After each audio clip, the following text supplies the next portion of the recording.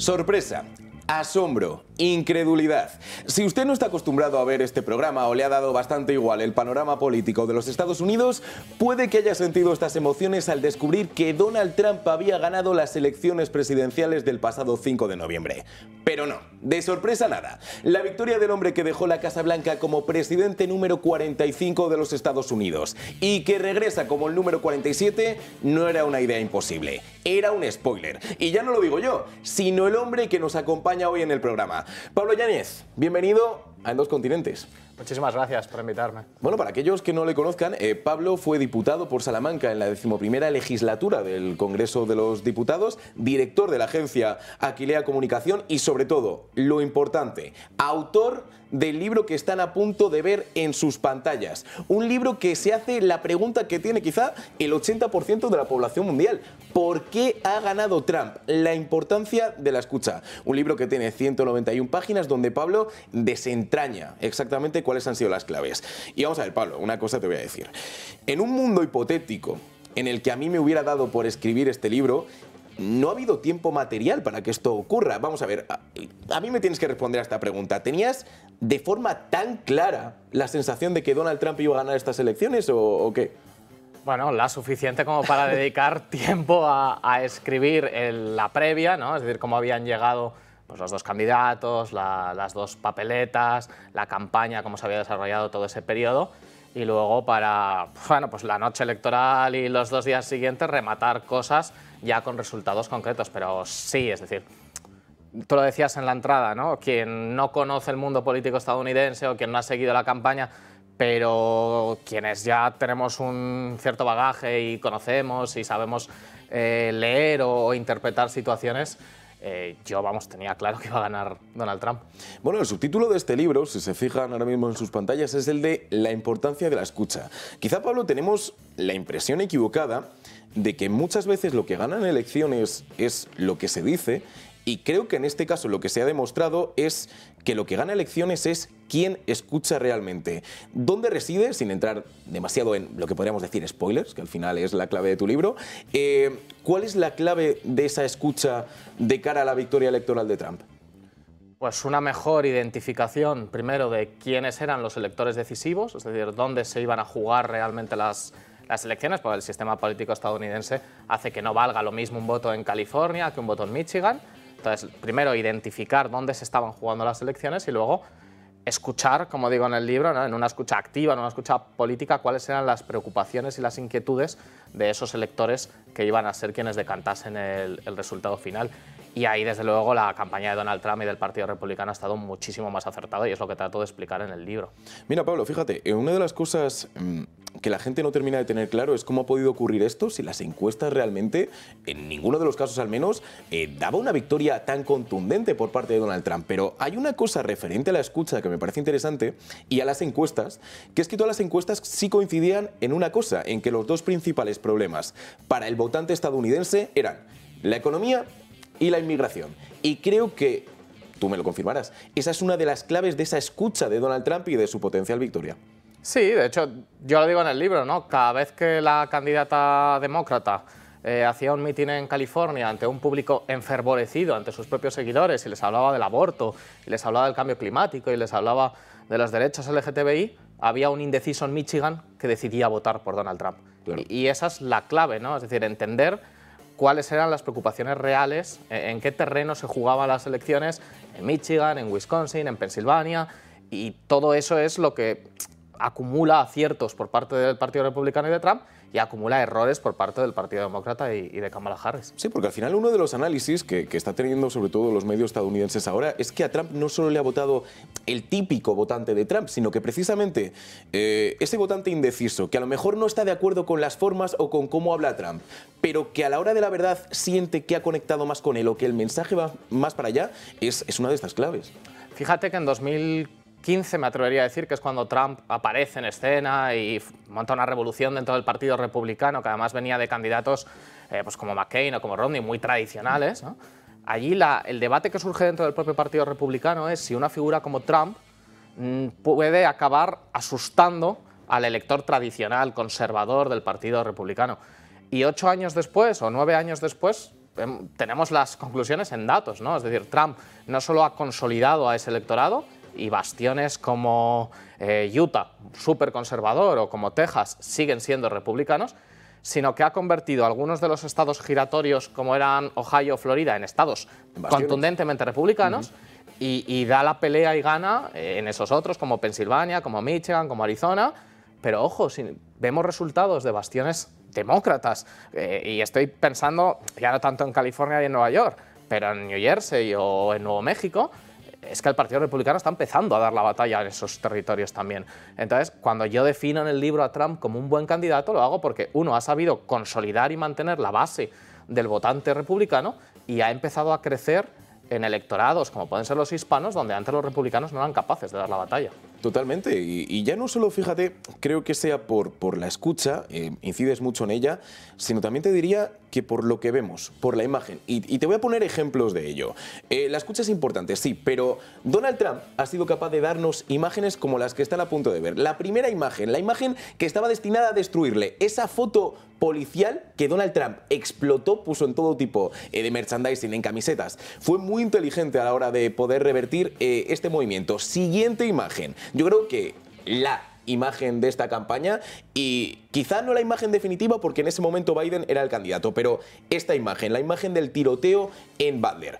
Como decimos antes de poder hablar de este tema, ese es el momento, junto con el debate en el que Biden acaba abandonando la carrera presidencial y le sucede Kamala. Pero es que en ese momento Trump nos da otras dos imágenes que son las que están a punto de ver. Dos imágenes que precisamente conectan pues, con ese votante hispano del que hablabas, con esos votantes indecisos que no lo tenían claro.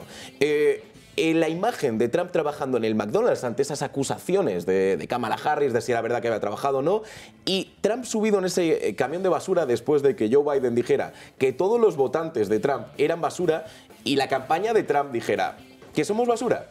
Ok, pues vamos a utilizarlo. ¿Cómo de importante ha sido esto, el impacto visual de Donald Trump en las elecciones?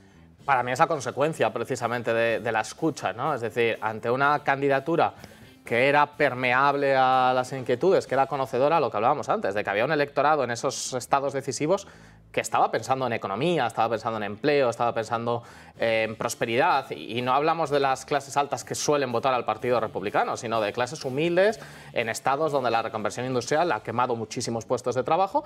Su capacidad de escuchar y de empatizar con ese elector y con esas preocupaciones son la que le hace darle la vuelta rápidamente a situaciones como la del McDonald's, en el cual de un guiño de Kamala Harris a las personas que trabajan en ese tipo de establecimientos de comida rápida, Trump lo convierte en un elemento de su campaña, o tras el error de Biden de acusar a los seguidores de Trump de ser basura, como es capaz de darle la vuelta, ponerse a los mandos de un camión. Es decir, la escenografía yo creo que es consecuencia de una campaña mejor preparada y sobre todo una campaña más cercana a la realidad. Es decir, cuando uno, y en el libro lo explicamos, ¿no? Cuando uno ve las preocupaciones de los electores, es que el cambio climático, es que los derechos LGTBI, es que la situación de Rusia, es que estaba a la cola de las preocupaciones, ¿no? Y tú te encuentras a la candidata demócrata hablando precisamente de temas que no le importan a la gente, que, digamos, que consiguen alcanzar un grado de exacerbamiento en su público, ¿no? Es decir, el votante demócrata que ha votado a Harris lo ha hecho encantado. Ya, pero no lo suficiente es porque precisamente los moderados y los indecisos estaban yendo al lado de Donald Trump. Que yo creo que era el objetivo al final. O sea, yo creo que la razón por la que Kamala Harris, que tendrá sus méritos, no digo lo contrario, pero la razón por la que Kamala Harris nombra a Tim Walz como vicepresidente o compañero de carrera es precisamente porque encarna esa imagen de hombre blanco, entrado en edad, con experiencia, que al final puede ser quien consiga traerte a los moderados a casa. Pero claro, si tu mensaje no va por ahí... Pero no solo eso, sino que, fíjate, utilizando ese argumento que comentas, resulta que quien en 2020 ganan las elecciones el Partido Demócrata, con Joe Biden como candidato a presidente y con Kamala Harris como candidata a vicepresidenta. Quien en aquel momento formaba parte del ticket electoral como un complemento, es decir, como una persona que venía a complementar al hombre blanco de la costa este con muchísima experiencia en política, moderado, que era Kamala Harris, que tenía, bueno, pues venía de la costa oeste, era afroamericana, era mucho más progresista entre los progresistas. Quien ocupaba ese papel minoritario en el ticket en 2020 pasa a ser la parte mayoritaria en 2024. Y es evidente que si tu perfil satisface a una serie de minorías, en 4 años no se puede convertir en un perfil mayoritario. Pero no solo eso, sino que cuando eligen la figura de su candidato a vicepresidente, que intenta cubrir ya no un espacio pequeñito como el que ya cubrió en 2020, ¿no?, sino un espacio mayoritario, entonces le ocultas en la campaña. Y al final el compañero de campaña de Kamala Harris acaba siendo Obama, ¿no? Que es quien asume después de la retirada de Biden todo el protagonismo en la campaña. Entonces, lo que yo digo en el libro es, esa mala escucha acaba siendo, ¿no?, una escucha con AirPods. Es decir, tú acabas escuchando solo la música que quieres escuchar. Escuchas a los tuyos, les ves muy contentos y acabas pensando que esto está funcionando. El problema es que a los que había que escuchar era a los de fuera, ¿no? Y el Partido Demócrata hizo una campaña, eligió una candidata, utilizó unos mensajes única y exclusivamente destinados a reforzar el convencimiento de aquellos que ya les iban a votar. Bueno, todas estas cosas que pueden sonar ahora, claro, extrañas, pues lo que estábamos hablando, para todos aquellos que no hayan estado siguiendo la política estadounidense o que hayan estado un poco desconectados en este tema, al final son las que provocan que Trump gane. ¿Qué pasa después? Ahora mismo, la narrativa o el argumento principal que está en los medios estadounidenses, sobre todo los mainstream, es que Estados Unidos no estaba preparado para escoger a una mujer negra como presidente. Bill Maher lo decía y estoy totalmente de acuerdo. Eso es falso. En 2016, Hillary Clinton no gana la Casa Blanca, pero gana el voto popular, gana 3 millones de votos. Barack Obama. Estamos hablando de un presidente negro electo durante 2 legislaturas. ¿Cuál es, al final, cuál es la clave de Kamala Harris para, no precisamente por este argumento, sino no haber sido elegida como futura presidenta de los Estados Unidos? Pero volvamos a la escucha. Es decir, Kamala Harris es candidata por ser mujer, por ser afroamericana, por ser de la costa oeste y por ser de las más progresistas entre los progresistas. Y perdió por ser mujer, por ser afroamericana, por ser de la costa oeste y por ser de las más progresistas entre los progresistas. O sea, es que la autocrítica que tiene que hacer el Partido Demócrata es que en 8 años, en 3 elecciones, se han equivocado 2 veces de candidata. Porque cuando Hillary Clinton es candidata en 2016... ellos, dentro del Partido Demócrata, apartan a una opción muy, muy radical, que era Bernie Sanders, diciendo que es el único candidato que puede perder contra Trump. Bueno, meses después descubrimos que había otra candidata que también podía perder contra Trump, que era Hillary Clinton. Vuelven a realizar un proceso de primarias en 2020, bien realizado y organizado, porque además durante ese propio proceso de primarias en el que había muchísimas alternativas, el aparato del partido es capaz de controlarlas, y eligen a una persona moderada, que conecta con una mayoría, que es votable por los indecisos. Y puede incluso ejercer esa imagen aparente de pacificador, ¿no? Claro, después. y resulta que ganan. Bien, entonces ahora tenemos cómo hemos tomado una mala decisión y cómo hemos tomado una buena decisión. Y 4 años después volvemos a tomarla con los mismos criterios con los que tomamos la mala decisión en 2016, que es como ha sido elegida Kamala Harris como sustituta de Joe Biden. Bueno, van a volverse a enfrentar dentro de 4 años a la elección de un potencial candidato a la presidencia y tendrán que elegir lo que yo comentaba, ¿no? Es decir, si escuchas solo a los de dentro, te van a votar solo los de dentro. Y si eres capaz de escuchar a los de fuera, pues tendrás opciones de competir en esos estados giratorios, tendrás opciones de empezar a darle la vuelta a realidades como la de Ohio, como la de Florida, que se han convertido en bastiones del voto republicano, y entonces podrán empezar a dar la batalla para recuperar la presidencia. Pero a día de hoy están descabezados, desnortados y lejos además de hacer un mensaje de autocrítica que haga pensar que van a ser capaces de encontrar una alternativa en 4 años. Bueno, Trump ha escuchado. Y ahora es el momento de cumplir promesas. Son ambiciosas. Las promesas de campaña son ambiciosas. Y sobre todo me quiero centrar en 2 y en cómo lo ves de cara a esa administración que comienza el día 20 de enero. Inmigración, esas deportaciones masivas, que el propio Trump dijo ayer que podía utilizar al ejército para conseguirlas y sobre todo, y especialmente centrándonos en la actualidad, la guerra en Ucrania. ¿Se puede resolver? ¿Puede hacerlo después de lo que ha escalado? ¿Puede realizar estas 2 tareas que son difíciles?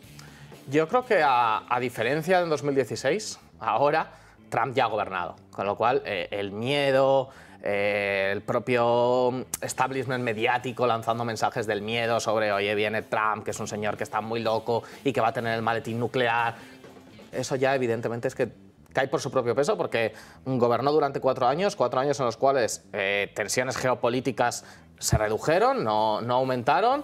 En la primera parte de su legislatura, la segunda estuvo marcada por el COVID, la gestión económica fue positiva, sí. y dentro del propio tema migratorio, bueno, pues creo que a nadie se nos escapa que sus palabras siempre van un poco más allá de los hechos, ¿no?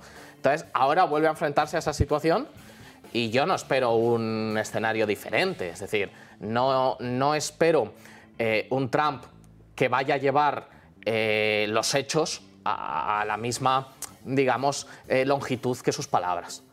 Y lo vamos a ver, pero también es cierto que la sociedad norteamericana no condenó esa diferencia, ¿no?, de alcance de las palabras y de los hechos en 2016, porque cualquier lectura que se haga un poco de las elecciones del 2020 nos hace pensar que hubo más de pandemia que de promesas incumplidas, ¿no? Entonces, vive en una sociedad polarizada, se maneja bien y ahora le toca gobernar y atender esas expectativas. Pues veremos qué ocurre, Pablo. Muchísimas gracias por venir. Muchas gracias a vosotros. ¿Por qué ha ganado Trump? Disponible en Amazon un análisis fantástico sobre por qué ha ganado el presidente de los Estados Unidos. Nos veremos en un nuevo programa de En Dos Continentes, donde aquí, en el Troll Televisión. Hasta entonces.